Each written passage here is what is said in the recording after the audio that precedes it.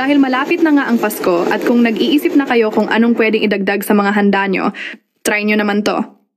Una, maggisa muna tayo ng sibuyas at bawang. Ilagay itong giniling na baboy, haluin at kapag ganito na ang hitsura, timplahan natin ng patis, pamintang durog, maglalagay din tayo ng oyster sauce.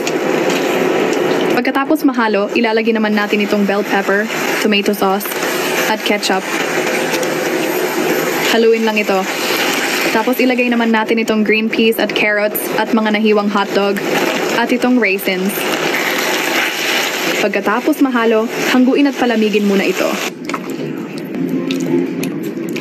At gagamit lang ako dito ng mga lanera na may dahon ng saging at magpahid lang ako ng margarine para madali lang ito matanggal mamaya. Lagyan natin ito ng pineapple slice, carrots nilagang itlog at itong hotdog at itabi muna ito. At maglagay tayo ng 4 na itlog sa ating nalutong giniling. Haluin lang ito. Pagkatapos ilalagay natin sa ating mga lanera. At steam natin to ng 15 minutes sa mahinang apoy lang.